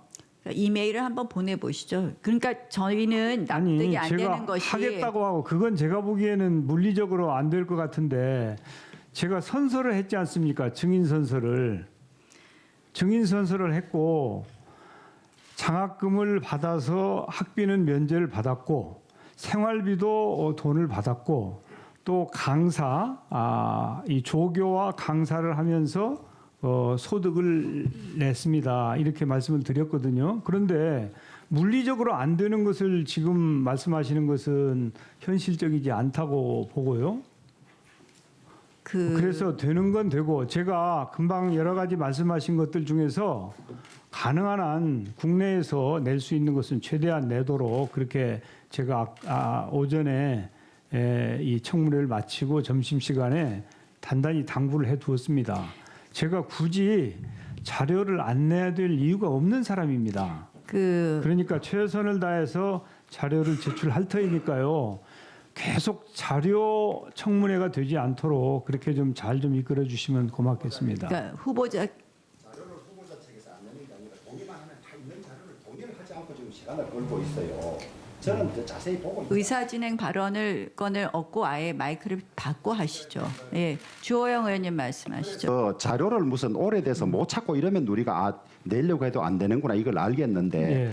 17가지가 전부 어느 기관에 있고 자료 있는 걸 다 확인하고 있습니다. 아, 그런데 그래요? 본인이 예, 부동의를 하고 있으면서 이렇게 난뭐 그게 시간을 뭔지 끌고 있으니까 내용을 잘 모르겠는데 다시 한번 체크를 해보죠. 아니, 동의만 제가- 하면 바로 올 수가 있어요. 지금도. 윤수아 의원님 말씀하시죠. 예, 어지간하면 의사진행 발언 뭐 좀 안 하는 것이 좋은데요. 아니 그 위원장님께서 좋아요. 더 정확히 좀 국민의 알 권리를 위해서 후보자를 제대로 검증하는 부분에 있어서 회의 진행을 하시는 건 좋은데 그렇게 나열식으로 계속해서 부동의 이렇게 하면 국민들이 오해를 하잖아요. 여기 부동의라고 되어 있는 부분은 대단히 제한적인 부분에 있어 적시되어 있어요. 그런데 그것은 나머지 부분들은 다 제출된 있는 부분은 생략한 채 계속해서 오히려 위원장님께서 그것을 하나하나 이렇게 적시하면서 마치 전부 다 부동의한 것처럼 이렇게 하는 것은 좀 과하지 않으신가. 그래서 그 부분은 좀 잘 살펴서 회의 진행을 해주시길 바랍니다. 이상입니다. 그 다른 것이 아니라 정세균 후보자님, 근데 왜 그렇게 말씀을 하시지? 그 지금 저희가 위원장님 제가 말씀 좀 드릴까요? 아니 제 말씀 자료 듣고 제출 말씀하시죠. 저희가 지금 미제출 사유를 쭉 봤습니다. 그래서 개인정보 제공 부동의 쭉 말씀을 드렸던 것이고, 그리고 아까 제가 모두에 말씀드린 장학금 부분은 저희가 이미 유학자금에 대해서 궁금해서 송금 영수증, 환전 영수증 뭐 이런 걸 달라고 분명히 요구를 했으면 그에 관해서 이러이러한 사유로 장학금이라든지 이런 걸 받아서 한 적이 없다, 송금이나 환전을 한 적이 없다고 하시면 그 부분에 대해서 보강 자료를 준비하시는 것이 일반적으로 상식적이라고 생각을 합니다. 그래서 저희가 자료 요구를 계속해서 요구하는 것이고, 저는 이번 청문회가 좀 더 모범 청문회가 되기 위해서 조금 더 노력해 주십사 하는 말씀을 드리는 것이고요. 특히 이제 지난번에도 보면 이 인사청문회에서 자료가 계속 안 나오는 경우 검증위원회를 구성한 적도 있습니다. 그래서 최대한 자료를 보시고 주실 수 있는 것은 제출해 주실 것을 다시 한번 말씀드립니다. 그리고 아까 말씀드린 것도 최대한 내일까지라도 노력하셔 보시고, 그래도 미국 대학 측에서 자료가 안 온다면 할 수 없지만 오늘이라도 노력해 주실 것을 다시 한번 촉구합니다. 알겠습니다. 예. 네, 다음 질의 진행하도록 하겠습니다. 지상욱 위원님 질의하십시오. 많이 기다렸습니다. 우리 총리 후보자께서 경제 활성화를 하고 싶다, 또 규제 혁파를 통해서 하고 싶다 말씀하셨습니다. 또 4차 산업 혁신 하고 싶다 그러셨습니다. 이 참 귀한 시간에 저 동영상을 한번 틀어볼 테니까 한번 좀 봐주십시오. 예. 여보세요? 저 공무원 양반, 내가 화가 너무 나서 내가 전화를 했네. 그 잠깐 이렇게 하는 게 아닌 걸 알면서도 내가 화가 너무 나잖아, 내가. 아니 나라에서 하는 건데 왜 이러는 거야? 왜 이러는 거야? 그래 시간을 내가 몇 시간을 내가 쩔쩔매서 여기 내가 전화하는 건데 내가 그거 뭐 내가 사이트 가가지고 내가 뭐 다운 받으려고 클릭을 했어. 그랬더니 뭐 액티브엑스 깔고 뭐 키보드 보안 깔고 보안 프로그램 깔고 뭐 깔고 깔라는 게 왜 이렇게 많은 거야? 그거 다 깔고 들어가서 뭐 좀 하려고 했더니 로그인을 해야 된다네. 뭐 아이디가 없으니까 가입하기 눌렀지. 그랬더니 또 뭐 액티브엑스 깔고 보안 프로그램 깔고 키보드 보안 깔고 뭘 깔고 뭐 이렇게 깔라는 게 많은 거야. 하고 들어가서 또 가입을 하려고 했더니 공인인증서가 필요하다네. 뭐 은행 사이트를 가야 된다. 그래서 은행 사이트를 갔더니 또 액티브엑스 깔고 뭐 깔고 보안 프로그램 깔고 그래가지고 깔라고 또 들어갔더니 본인 인증을 해야 된대. 그래서 본인 인증 하기를 눌렀더니 또 액티브엑스 깔고 뭐 그래가지고 겨우 내가 그 공인인증서가 뭔가 그 컴퓨터에 받았지. 그래서 다시 원래 사이트를 갔어. 가입하기를 눌렀는데 가입이 안 돼. 비밀번호가 너무 짧대. 내가 원래 쓰던 게 있는데 10자리를 넘어야 되는데 무조건 그 10자리를 넘어서 했더니 또 가입이 안 돼. 무조건 영문을 조합해야 된대. 또 했어. 영문까지 해서 또 가입이 안 돼. 특수 문자를 꼭 입력을 해야 된대. 특수 문자를. 그거 해가지고 내가 하지도 않는 건데 그거 모르겠어. 어렵게 만들어가지고 어떻게든 가입을 했어. 하고 이제 출력을 하려고 했더니 로그인을 하래. 방금 가입했으면 그냥 로그인 돼 있으면 되잖아. 왜 그 빠져나가서 또 로그인을 하래. 로그인을 하고 눌렀는데 원만한 비밀번호를 까먹어버렸네. 비밀번호를 까먹어버렸어. 복잡하게 해놓으니까 내가 원래 하던 게 있는데 까먹어버렸어. 내가 나이가 있으니까. 그래 뭐 비밀번호 찾기 누르면 되지 하고 비밀번호 찾기를 눌렀더니 또 액티브엑스 깔고 키보드 보안 깔고 보안크랭 깔고 뭐를 깔고 뭐를 깔고 뭐 이렇게 깔는 게 왜 이렇게 깔는 게 봐. 왜 이렇게 깔는 게 봐. 내가 학창시절에 눈도 한 번 안 깔아본 사람인데 뭐 이렇게 깔았대 깔기는. 예. 갑자기 내가 난데 내가 중단시켜주세요. 지금 공감하시죠? 예, 공감합니다. 지금 우리 후보자께서 많이 웃고 계시는데 액티브 X가 뭔지 아십니까? 예, 압니다. 뭐예요? 이제 보안 프로그램 이제 개인 인증서 받으려면 이제 그 거쳐야 되는 그런 프로그램으로 알고 있습니다. 예, 그래도 뭐 일반 국민들은 사실 액티브 X의 그 용어를 다 알지 못하는데 그래도 일부는 알고 계십니다. 네. 그래서 사실 웹 서비스 이용할 때 필요한 응용 프로그램을 이제 PC에 자동으로 설치하는 건데요. 이게 필요한 게 공인 인증서 때문에 그렇습니다. 그렇습니다. 예. 우리나라는 액티브 X의 천국이라 그럽니다. 지금 보셨다시피 그 지금 필요한 뱅킹 하나 하고 뭐 하려고 그래도 지금 핀테크 산업 발전시킨다고 하시고 우리 혹시 후보자님께서는 은행을 직접 다니십니까? 뱅킹할 때 뭘로 하세요? 모바일로 하십니까? 어떻게 하세요? 안 하시죠? 네, 거의 안 하죠. 예, 그럼 솔직하게 답변 주셨는데요. 어르신들은 할 수가 없어요. 그리고 지금 4차 산업혁명 말씀을 하시는데 규제 혁파 말씀을 하시는데 뭐 예전에도 잘하진 못했지만 지금 정부는 뭐 데이터 산업, 4차 산업혁명 이거를 그렇게 얘기를 하면서도 이거는 제대로 손대고 있지 못합니다. 그러니까 국민들은 총리 후보자께서 아무리 여기 나와서서 4차 산업혁명에 대해서 내가 이렇게 하고 규제 혁파를 얘기를 하셔도 국민 피부에 와닿는 규제가 도대체 느껴지지 않아요. 이런 게 지금 질비한데. 그러니까 저만 해도 공학을 하고 했지만 이런 것 때문에 하다가 진짜 아이디를 까먹고 그리고 얼마 전에도 전문가가 얘기했지만 그 비밀번호가 10자리 그렇게 넘어야 될 이유도 없는 것이고 그게 보안에 도움이 된다는 근거도 없다는 겁니다. 거기 또 무슨 첨단 문자가 들어가야 이것도 그렇지 않다는 거예요.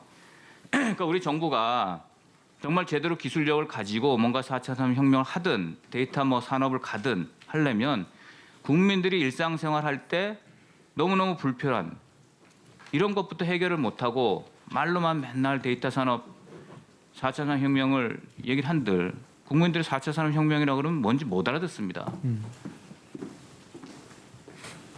이거 정말 총리가 만약 되시면 이거부터 다 뜯어 고치시겠습니까? 1년 내에. 1년 내에. 그 공인인증서 제도를 폐지하기로 방침을 세웠죠. 제가 알고 있기로는. 그래서 아마 금년 말, 그러니까 2020년 말쯤 되면 공공 쪽은 완전 폐기를 하고 민간 쪽도 한 뭐 8, 90%가 폐지되고 다양한 방법을 통해서 저 같은 경우에는 저는 뭐 이렇게 이 신산업에 대해서 잘 알지는 못합니다만은 블록체인 같은 것이 매우 그 보안성이 뛰어나다고 하니까 그리고 알겠습니다.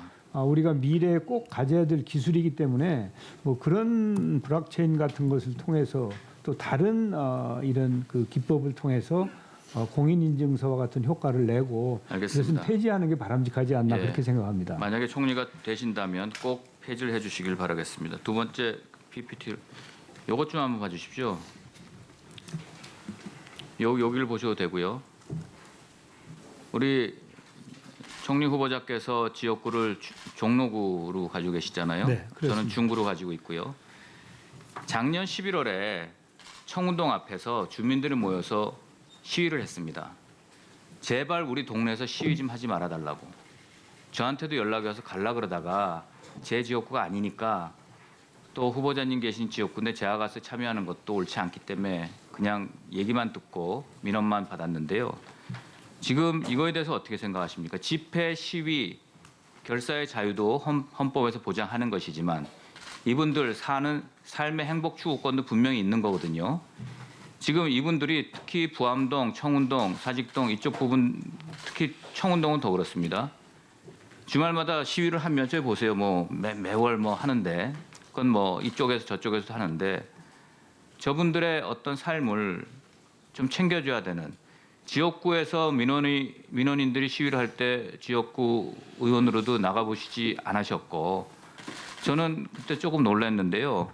이게 지금 어떻게 돼 있냐면요. 보십시오. 경찰에 신고를 하면요. 인근 파출소에 관할 파출소에 전화를 하라고 하고요. 관할 파출소에 전화하면 뭐라 그러냐면요. 민원인들이 말씀하신 게 그냥 참고 살라 그런답니다. 어쩔 수 없다고. 주민들이 감금됩니다. 주말이면. 교통도 다 막아버립니다. 한 부분을 막고 한 부분은 다니게 하는 게 아니라 그냥 다 막아버립니다. 시위대는 경찰에서 어떻게 이렇게 가이드라인을 주면서 하면서 주민들이 왔다 갔다 하는 거 차가 지나가면 짜증을 낸답니다. 이건 제대로 된 나라가 아닙니다. 제가 그래서 이거에 대해서 법안을 하나, 개정안을, 집회 시위에 대한 개정안을 하나 내고 싶은데요. 지금 어떻게 돼 있냐면요. 국회의사당, 각급 법원, 헌재, 국무총리 공관 이런 데는 100m 이내에서 못하게 했습니다. 이분들은 국민이 세금으로 일자리를 줘서 우리를 위해서 일하라고 하는 종복들입니다. 그 기관은 보호를 해줍니다, 법이. 근데 막상 국민들은 그냥 무방비로 있는 거예요. 그분들의 삶과 일자리는. 저는 굉장히 잘못됐다고 봅니다. 누가 우선이냐 하는 걸 생각을 하셔야 되고요. 두 번째, 얼마 전에 또 맹아학교에 있는 분들이 어머니들이 나오셔서 또 고생을 하셨습니다. 이게요, 그 주중에는 주간에는 65데시벨 이하, 야간에는 60데시벨 이하 이렇게 소음 기준이 돼 있거든요, 제한이. 근데 중요한 거는요, 10분 평균 레벨입니다. 자동차 속도 구간 할 때 이동 구간 속도 제한하는 것처럼요. 그러니까 막 200km, 250km 달리다가도 한 5분 쉬어서 가면 되는 겁니다. 예를 들면 자동차 경적이 110데시벨이거든요. 110데시벨을 1분 동안 경적을 계속 울린다고 생각해 보십시오. 그럼 10분이면요. 10분이니까 11데시벨밖에 안 되고요. 60데시벨, 65데시벨 하면 거의 6배입니다. 6배. 자동차 경적을 1분 동안 뺑 울리는 그보다 6배 큰 그런 소음을 지금 견뎌라고 하는 게 지금 규진입니다. 기준. 그 동네에서는요. 아기를 낳을 수도 없습니다. 키울 수도 없습니다. 그런데 우리나라는 저출산 국가라고 나라에서 맨날 이러고 있습니다. 이거 잘못된 거 아니겠습니까? 이 규정도 고치고 저는 그래서 그 주민들이 살고 하는 그런 지역을 벗어나 가지고 뜻만 보이고 언론만 부르면 되니까 아예 종로하고 중구가 중심이 돼서 사람들 사는 데만 고수부지에다가 거기서 시위를 하시고 언론은 다 가서 자유로운 뜻을 하게끔 한다든지 뭐 과격한 건 아니겠습니까? 뭔가 대책을 세우지 않으면 이분들의 삶은 하루하루 피폐해집니다. 어떤 대책이 있으십니까, 후보자께서는? 우선 저의 지역구의를 저보다 더 소상하게 상황을 파악하시고 또 문제도 제기해 주시는 것에 대해서 감사하다는 말씀을 드리고요. 제가 작년에 이쪽 지역 삼청동, 가회동, 청운효자동, 사직동, 부암동 등 이 의정보고회를 여러 번 했습니다. 그러니까 그 지역 주민들이 지금 앞서 우리 주상욱 의원님께서 말씀하신 그런 내용들을 소상하게 저한테 말씀을 해주셨고 또 제가 거주하고 있는 곳이 사직동이기 때문에 저도 너무 잘 알죠. 그래서 사실은 제가 서울경찰청을 방문해서 좀 현재 법대로라도 될 수 있도록 해달라. 그러니까 시위를 하면 큰 길을 아주 막아버리기 때문에 이 부암동이나 또 평창동 그리고 또 저쪽에 이 은평구로 가실 분들이 통행 자체가 안 돼요. 근데 원래 집시법에 보면 이 한 차선은 열어두게 돼 있거든요.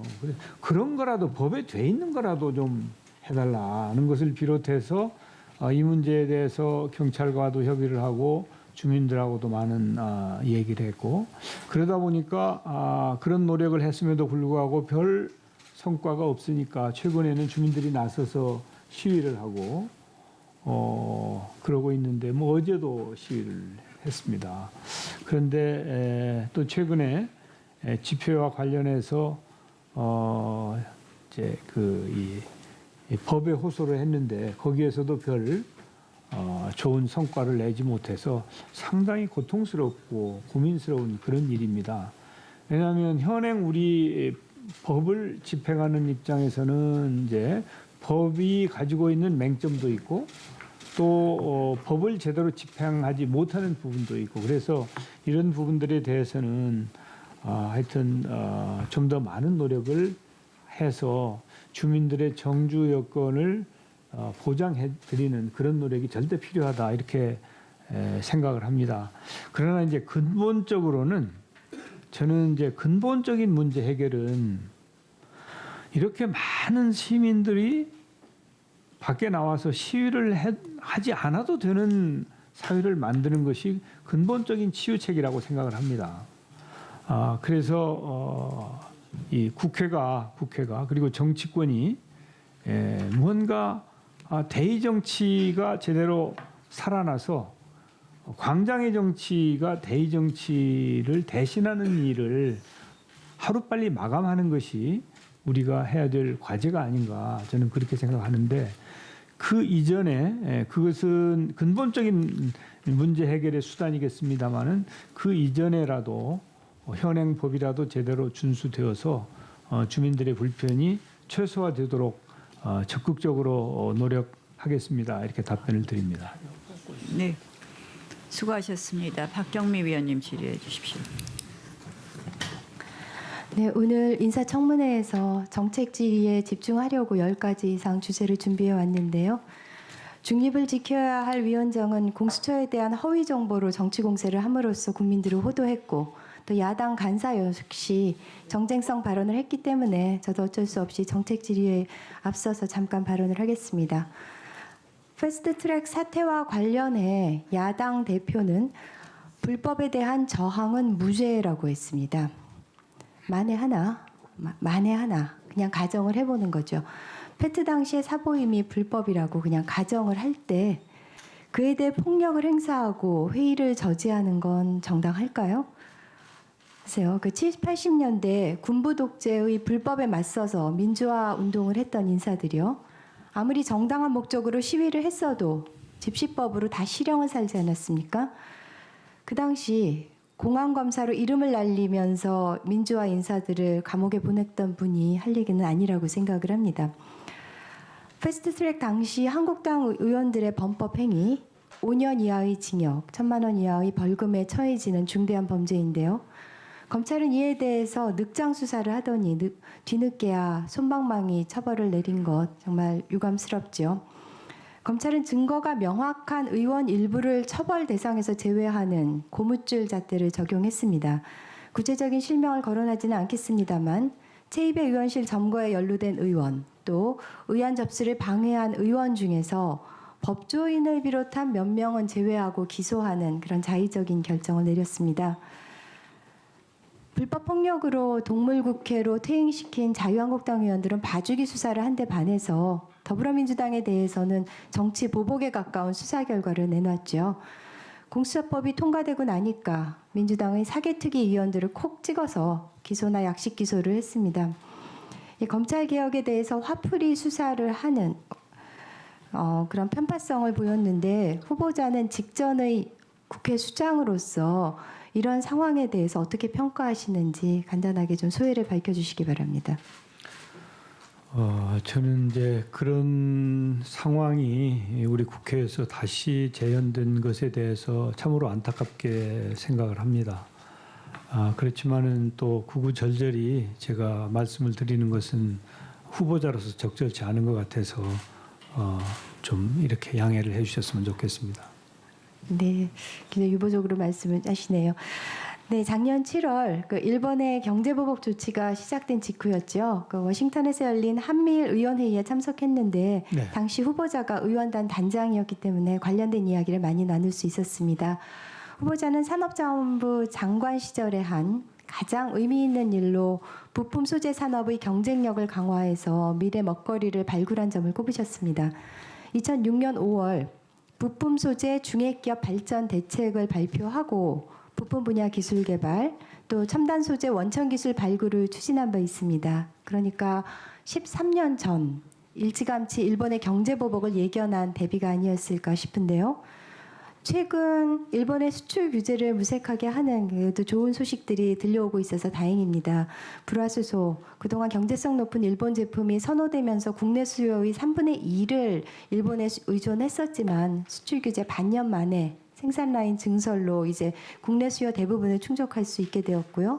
포토레지스트는 일본 의존도가 가장 높은 데다가 대체품 개발이 오래 걸릴 거라고 우려가 컸었지만 정반대로 탈일본 속도가 가장 빨랐고 또 불화 폴리이미드도 국산화를 눈앞에 두고 있습니다. 후보자는 당에서 소재, 부품, 장비, 인력, 발전 특별위원장을 맡아서 당정 협의를 진행하기도 했는데 소재, 부품, 장비 관련 수입선 다변화, 또 기술 자립화, 또 인력 양성에 대한 후보자의 견해를 듣고 싶습니다.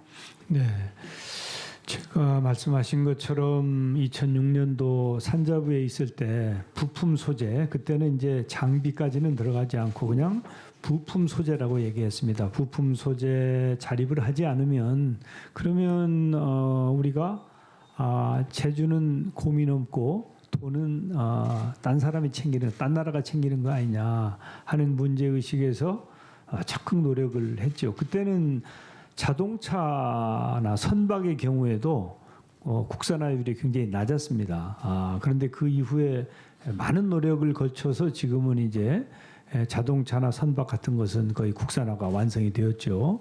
그런데 이제 반도체 같은 것은 아직도 상당히 부족한 상태인데 일본이 이제 그런 온당치 않은 결정을 내림으로 해서 우리가 범정부 차원에서 그리고 이 국회에서도 적극 협력을 해서 지금 다른 법은 통과가 안 됐어도 소부장 특별법은 통과가 됐지 않습니까? 여야가 힘을 합친 것이죠. 그래서 저는 오히려 전화위복의 계기가 될 수 있다 이렇게 생각합니다. 금방 위원님께서 말씀하신 것처럼 몇몇 세 가지 종목에 대해서는 이미 해결책이 나왔고 그것 말고도 한 100여 품목에 대해서 가능하면 빠른 시간 내에 우리 스스로 자립을 하든지 수입선 다변화 등을 통해서 좀 이 위험을 리스크를 분산해야 되겠다고 하는 정책을 추진하고 있고요.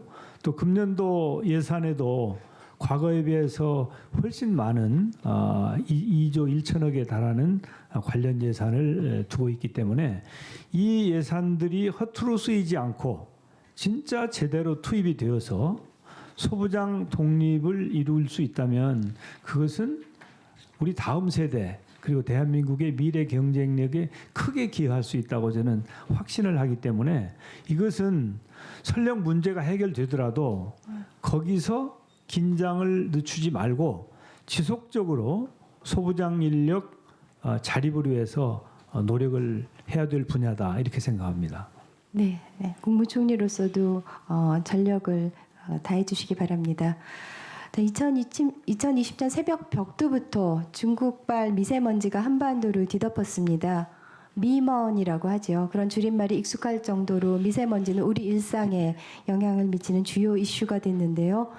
문재인 정부가 나름 노력은 하고 있죠. 그 미세먼지 해결을 위한 범국가 기구인 국가기후환경회의가 있고 또 국무총리 산하에 미세먼지 대책 특별위원회가 있습니다.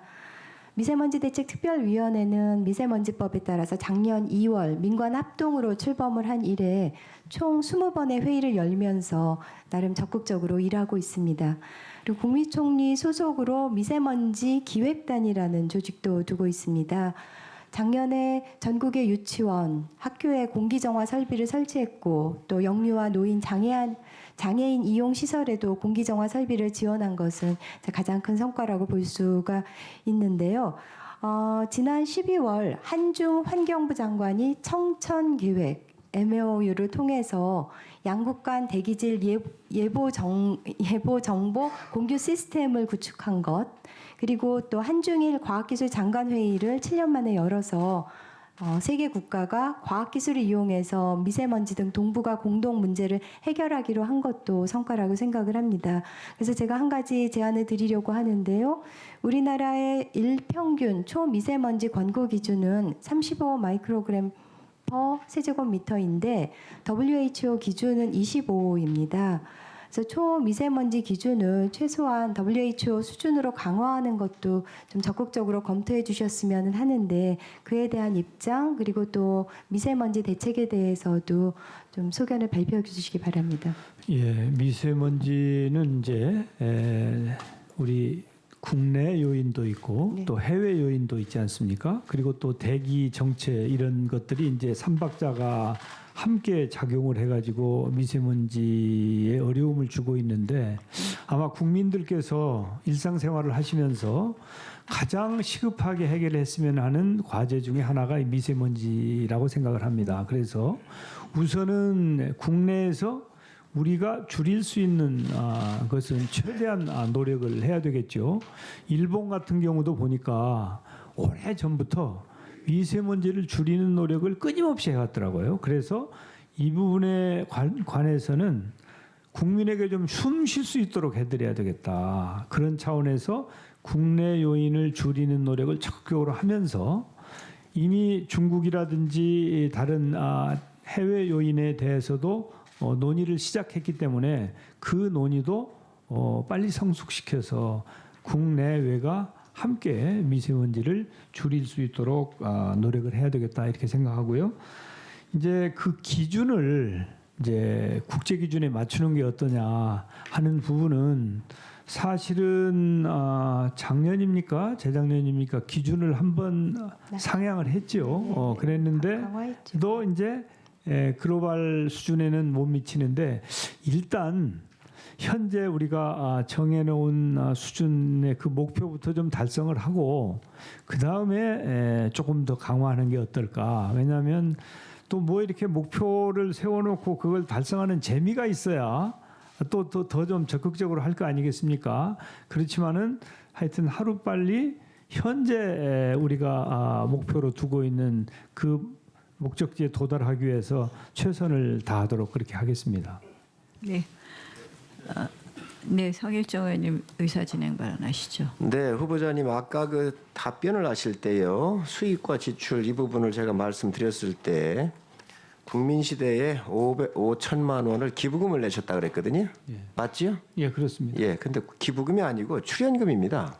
그것은 제가 이제 질문이 있으면 해명을 하려고 그랬는데 원래 기부금을 낸 건데 이번에 자료를 정리하면서 기부금하고 출연금하고 혼동을 해가지고 그걸 출연금으로 잘못 자료를 제출해서 그것은 출연금이 아니고 기부금입니다.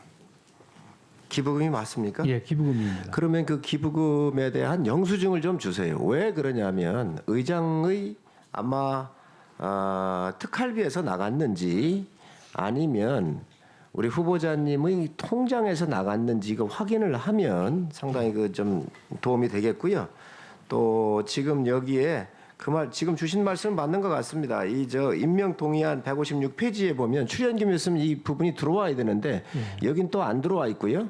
그리고 이 확인서 이 국민시대에서 해준 이 출연재산 확인서에는 분명히 5천만 원이라고 그래서 이것도 확인서가 왔어요. 그러니까 출연금이 맞는 것 같아요. 그러니까 지금 그게 이제 이걸 잘못 왔다는 거죠. 그렇습니다. 잘못했다는 거죠. 출연금하고 기부금하고 그 직원들이 구분을 잘 못해가지고 잘못 쓴 것인데 미래농촌연구의 경우에도 제가 지금까지 오랜 기간 기부한 금액을 총 합치면 1억이 넘는 돈인데 그것은 최초에 그 법인을 만들 때 출연한 금액만 출연금인데 그 이후에도 기부금을 계속 출연금으로 적어오다가 2012년에야 그걸 깨닫고 이걸 또 그 이후부터는 이제 기부금으로 이렇게 네, 처리를 알겠습니다. 했어요. 그러니까 이 자료를 잘못된 겁니다. 후보자님께서 내주시면 도움 되겠습니다.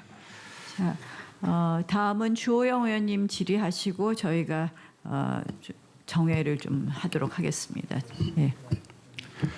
그 청문회 전에 신상 검증이 전부 깨끗하게 마무리되고 정책 검증 위주로 했으면 하는 것이 바람입니다만은 아직 덜 정리된 것이 너무 많아서 제가 부득이 안 여쭤볼 수가 없습니다. 2013년 서울시 마포구 상수동 동광 리버 하임 4층 401호 이것을 이제 상속받은 후에 2018년 9월에 매각을 했는데요. 이 보전금 2천만 원 받은 걸로 재산 공개가 나와 있고 재산 등록도 돼 있습니다. 그런데 이 국토교통부 실거래가 공개 시스템 자료에 따르면 2014년 배우자가 소유했던 이 똑같은 면적 똑같은 층에 4층에 보증금 2천만 원에 월세 200만 원 계약이 신고돼 가지고 있습니다. 근데 이번에 나온 자료에는 보증금 2천만 원만 받은 걸로 딱 되어 있습니다. 한 건이고 해서 이것이 그것이 아닌가 보여집니다. 그리고 2018년에 매각을 했으니까 이게 시간적으로도 1년 남짓한데 이 자료가 전혀 나오지 않고 있거든요. 있는데 제 짐작컨대는 신고된 것이 한 건이고 이 건밖에 없고 같은 층이기 때문에 이걸로 보여지는데 월세를 200만 원 받은 사실이 있다면 1년에 2,400만 원이 되는데 2천만 원 이상은 소득세를 내도록 돼 가지고 있습니다. 그래서 놓쳤을 수도 있는데 이것이 맞다면 그리고 이 자료는 재산 등록하시면서 부속 서류로 임대 계약서가 그대로 붙어 있습니다. 국회에 신고한 계약서가. 그래서 이걸 시정해 주셔야 하는데 혹시 놓쳤으면 어떻게 하시겠습니까? 이제 그게 그 이제 상속받은 거거든요. 예. 상속받은 것인데 거기에 이제 2013년은 아마 그 입주자를 못 구한 것 같죠. 제가 알고 있기로는 입주자를 후보자님, 제가 짧은 시간에 다 답변을 듣기는 어렵고 네네. 2018년에 매각했으니까 그때까지는 임대 계약서가 국회 공직자 재산 등록에 부속 서류로 다 붙어 있습니다. 그렇습니까? 그것을 제출해 주시면 예. 저는 이게 200만 원 받은 것이 있어서 세금 누락했다 그래도 그렇게 비난 가능성은 있다고 보지 않습니다. 놓칠 수 있기 때문에 제가 그 사실은 아마 저희 집사람에게 그 계약서를 좀 찾아보도록 얘기를 했는데 제가 이사를 몇 번 다녔지 않습니까? 창신동에서 숭인동으로 또 공관으로 사직동으로 이러면서 이게 좀 찾지를 못했어요 아직. 아니, 재산 등록 서류에는 있고 그렇습니까? 예, 재산 등록 서류에는 그것이 붙어 있도록 돼 있고 그렇지 않다 하더라도 국토교통부 실거래가 공개 시스템에 따르면 어느 호수를 보고 했는지 나와 있기 때문에 같은 호수면 이거인 겁니다. 쉽게 구할 수 있습니다. 살펴봐 주시고요. 그러겠습니다. 그다음에 이 정덕균 씨가 형님입니까? 예, 친형님입니까? 근데 이제 2000년 3월 1일부터 이 채권 채무 관계가 쭉 있습니다. 처음에 2000년 3월 1일에 1억 2,480만 원 빌렸다 그래서 저희들이 확인해 보니까 사실이 아니고 처음에는 5천만 원만 빌렸고 중간에 있어 고치기도 하고 이랬는데요. 이 과정에서 처음에 1,248만 원 1억 2,480만 원을 빌렸다가 갚았다는 변제서가 나와 있어요. 그러니까 그게 이제 사실이 아닌 걸 뒤에 쓴 것이죠. 말하자면 착오이기는 한데.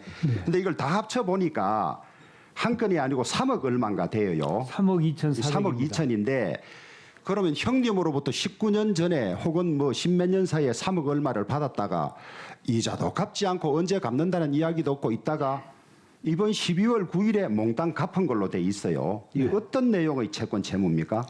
안 갚도록 했다가 지금 와서 지금 갚은 거 아닙니까? 이제 그럴 수는 없는 것이 제가 매년 재산 신고를 하지 않습니까? 매년. 그러면 이제 저희 형님으로부터 저희 친형인데요. 돈이 필요하면 좀 갖다 쓰기도 하고 또 일부 갚기도 하고 그러면서 지금까지 쭉 지내왔는데 사실은 제가 돈이 여유가 없었습니다. 그 사이에. 2005년도에 자양동의 아파트를 팔았을 때 약간의 돈이 있어서 그때는 다 갚았습니다. 다 갚았다가 그 다음에도 계속 돈의 여유가 없고 특히 제가 2011년도에 선거구를 전북에서 종로로 옮겼는데 죄송합니다. 제가 질문할 것이 많은데 그래요?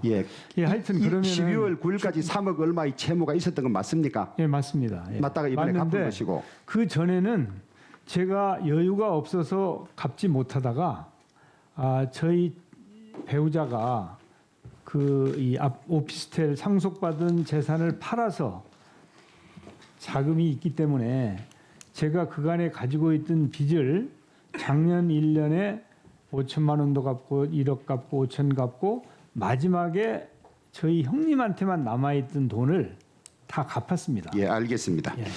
다음에 지금 이 자료에 의하면 후보자께서 학교법인 푸른 꿈 학원 이사, 예. 미래농촌연구회 이사장, 한중 기업인 및 전직 정부 고위 인사 대화 한국척 위원장 여러 가지를 직책을 가지고 있었어요. 근데 국회법에는 겸직을 반드시 신고하도록 돼 있는데 지금까지 중에 신고하신 거 보면 딱 하나밖에 없어요. 왜 신고 안 하셨습니까? 아, 그것들은 이제 무보수 명예직이기 때문에 신고 대상이 아니어서 신고를 안 했습니다. 겸직 신고는 다 하도록 돼 있었지 않습니까? 아니죠. 이제 이 의사결정에 참여하는 그런 기준이 있습니다. 신고하는 기준이. 아니, 기준이 있는데 저희들도 다 검토를 해봤는데 네네. 본인이 스스로 판단해서 신고하고 안 할 것이 아니라 신고하면 우리 윤리위원회에서 겸직이 허용된다든지 안 된다든지 혹은 이런 걸 하게 되는데 다 누락을 했어요. 아, 이제 한중 그것은 뭐 전혀 그런 직하고는 관계 없는 것이고요. 그냥 제가 재작년에 이제 국회의장 끝나고 나서 이제 1년에 한 번 만나는 그런 것이기 때문에 직책이라고 보기 어렵고요. 그리고 다른 직책들도 뭐 전혀 그 의사결정에 관여하거나 그런 것도 아니고 보수도 없고 뭐 명예직이기 때문에 아마. 근데 겸직 신고가 안 신고는 스스로 판단하는 것이 아니라 일단 겸직은 신고하면 거기서 걸려야 되는 구조로 알고 있기 때문에 이것도 다시 한번 확인해 봐 주시기 바랍니다. 포항시 장성동 산 232번지 이것을 이제 7억 500만 원에 추가 매입할 때 비용이 7억 500만 원 든 걸로 되어 있습니다. 있는데 광진구 자양동 아파트 매각 대금과 배우자 소유의 다른 임야를 매각해서 충당했다고 이렇게 답변을 했습니다. 했는데 저희들이 아무리 계산해봐도 돈 5억이 비어요. 왜냐하면 그건 이제 여기서 짧은 시간에 다 설명할 수는 없는데 실무자든 누구든 준비한 사람을 보내주십시오.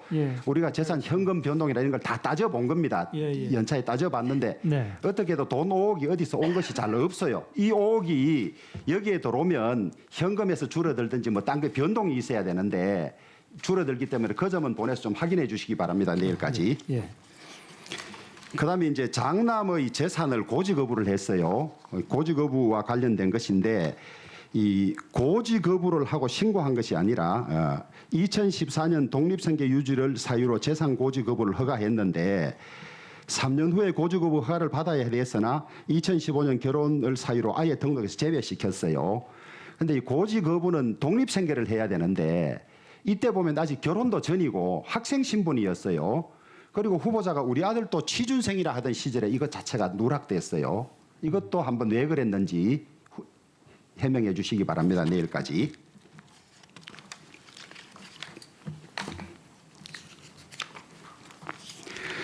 그다음에 총 급여보다 많은 카드 사용 기부금액 생활비 이것은 우리 성일종 의원님이 지적하신 문제를 저희들도 똑같이 가지고 있습니다. 생활비를 계산하지 않더라도 수입보다 소비가 훨씬 많았고 말씀하신 사모님의 어떤 이 연금이라든지 이런 걸 다 하더라도 돈이 많이 부족해요. 생활비를 한 푼도 공제 안 하더라도 부족해요. 그리고 않습니다, 1억 5천씩 3억의 이 축의금 들어온 것도 답변에 의하면 축의금을 다 음식값으로도 쓰고 자녀에게 다 줬지 가지고 있지 않다는 건데. 자녀에게 줬다는 말은 없는데. 그럼 다 가지고 있습니까? 아니 이제 거기 다 소비됐다는 식으로 이야기를 했어요. 결혼 자금으로 다 소비됐다고. 그러면 이 돈 자체가 정가에는 전혀 몫이 없는 건데 그렇다 하더라도 재산 정가분만큼 일정한 액수가 있습니다. 이건 뭐 짧은 시간에 수치를 다 놓고 앞뒤로 될 거는 아닌데 자료는 저도 그대로 가지고 있으니까 그것도 실무자가 오셔서 해명을 좀 해주시길 바라고요. 그다음에 하나만 하겠습니다. 페이스북에 보면 공지영 작가가 글을 쓴 것이 하나 있습니다. 혹시 보셨습니까? 예, 봤습니다.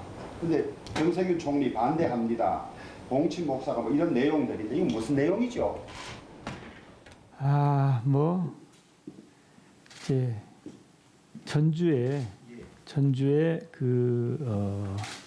이제 목사가 한 분이 있었는데 오래 전에 아마 저게 오래된 일이죠. 오래 전에 그분이 이제 고아들을 데려다가 여럿을 키우는 그런 목사로 이렇게 알려져 있어요. 그래서 이제 아주 의로운 일을 하는 분으로 이렇게 알려져 있었고 저한테 또 그렇게 소개를 받아서 그런 줄 알고 있고요. 그리고 또 제가 이제 검정고시 출신인데요. 이제 매년 검정고시 동문회가 한 번씩 모입니다. 그런데 이제 그분도 검정고시 출신이에요. 그래가지고 검정고시 동문회에서 만나면 저한테 인사를 하고 저기 지금 사진도 이제 그때 찍은 겁니다. 그 검정고시 동문회 장소에서. 그런데 이제 저는 그분이 봉침을 하시는지 뭘 하는지 뭐 그런 건 모르는데 그분이 봉침 목사다. 그러면서 저 작가 공작가께서 뭐 전에도 그런 얘기를 한번 했던 적이 있는데 뭐 저는 아무 관계가 없기 때문에 그냥 신경을 쓰지 않는 이제 그런 사안입니다. 어울리기는 했는데 무슨 뭐 어울리는 것도 아니고 그냥 검정고시 동문회에서 만나서 사진 찍은 적이 있고요. 그 전에 전주에서 이분이 좋은 일을 한다고 해서 아마 무슨 이 축하 무슨 상을 탔다고 그래가지고 아마 우리 보좌진에서 이 난을 한번 보내준 적이 있는가 봐요. 이제 그게 전부입니다. 알겠습니다. 예.